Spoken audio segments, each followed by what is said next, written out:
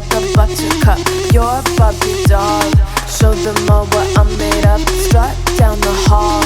Won't stop till I get enough. All right, so get ready because we're diving into one of the NFL's most intense rivalries, Packers versus Bears. Yep. We're going to break down a game that seriously went down to the wire. Oh, yeah. Filled with, those twists and turns that make football so exciting. Absolutely. And to help us unpack all of this, we're going to be using an article from the Green Bay Packers official website that gives us the play-by-play and all that. Sounds good. So, yeah, this matchup is really fascinating, especially when you consider the context going into the game. yeah. The Packers had already, clinched a playoff spot. But the Bears, well, let's just say they weren't having their best season. Yeah.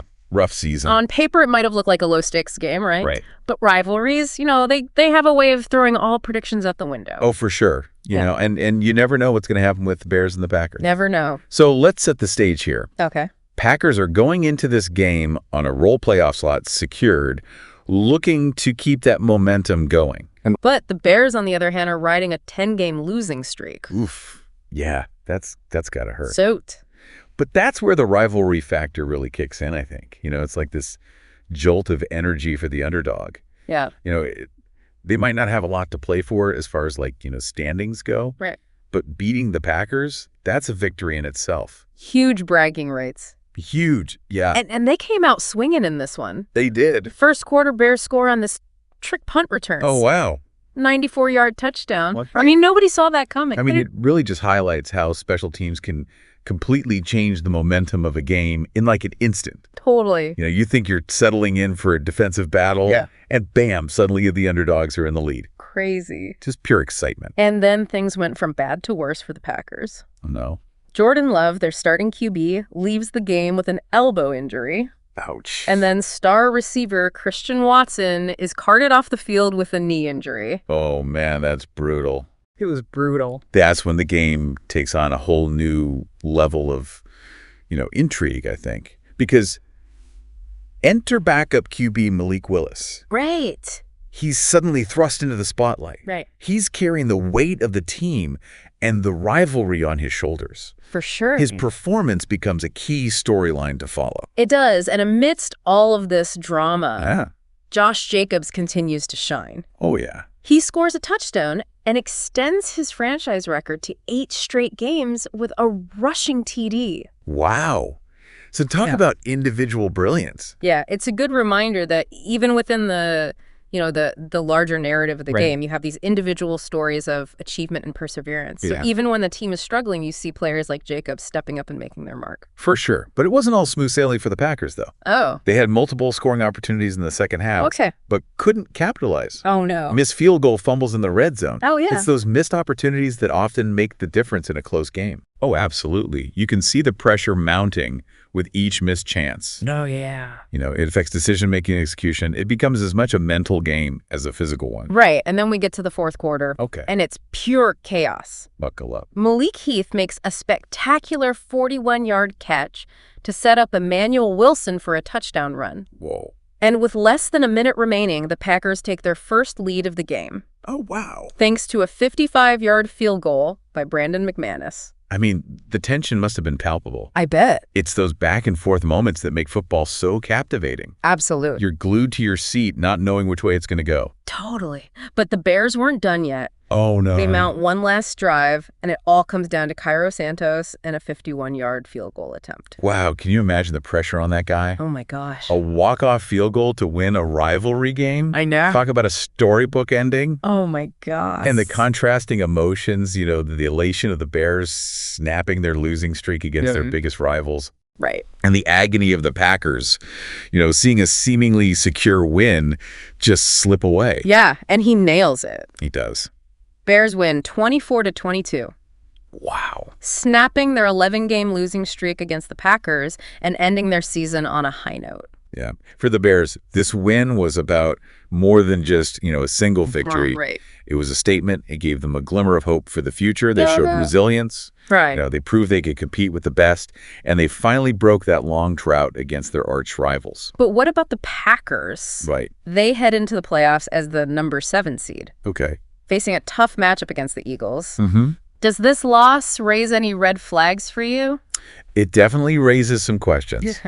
You have to wonder if this loss revealed some vulnerabilities that the Eagles might be able to exploit. Right. The Packers' offense sputtered at times, and their defense had a tougher time than expected against the Bears, even considering Chicago's, losing record. So is this just a meaningless end-of-season game for the Packers? Yeah. Or does it point to deeper issues they'll need to address heading into the playoffs? I mean, that's the million-dollar question. Right. On the one hand, the Packers had already clinched a playoff spot, so you could argue that they might not have been playing with the same urgency. Yeah. But on the other hand, you never want to go into the playoffs on a loss, especially one where you had opportunities to win and couldn't close it out. Yeah, that's a tough position to be in. It is. Playoffs are a different beast altogether. Oh, yeah. Every mistake is magnified. Absolutely. The competition is fierce. For sure. The Eagles are a formidable opponent. They are. And the Packers will need to be at their best if they want to advance. The Eagles have a high-powered offense and a stingy defense. Yeah. They're going to put immense pressure on the Packers. Right. And it'll be fascinating to see how Green Bay responds. I know. Will they be the dominant team we saw for much of the season? Or will the cracks that appeared in this Bears game widen under the playoff spotlight? Right. And speaking of cracks, let's talk about those injuries. Losing Jordan Love and Christian Watson. Yeah. Huge blow. It is. How much do you think their absence impacted the game? It's impossible to say for sure. Yeah. But it's hard to imagine it didn't have an effect. Yeah. Love was having a solid season, and Watson is a dynamic playmaker. Right. Their absence forced the Packers to adjust their game plan, and it put a lot of pressure on Malik Willis to step up. And he did have some great moments. He did. That 41-yard completion to Malik Heath was a thing of beauty. Oh, yeah.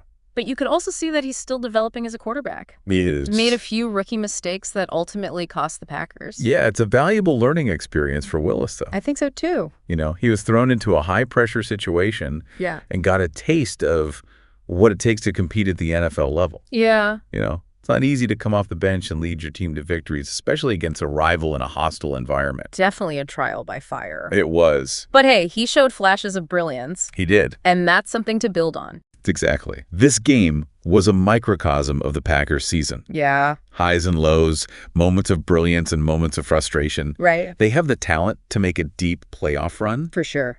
But they'll need to find consistency and avoid those costly mistakes if they want to reach their full potential. So what does all of this mean for the Packers moving forward?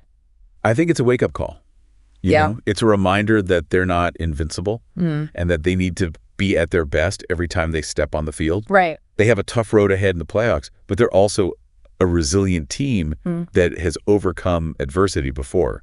It'll be fascinating to see how they respond to this challenge. And for you listening, here's something to think about as we head into the playoffs. Okay. Was this loss for the Packers just a minor setback, or does it reveal deeper issues that could derail their championship aspirations? Ooh, good question. Only time will tell, but one thing's for sure.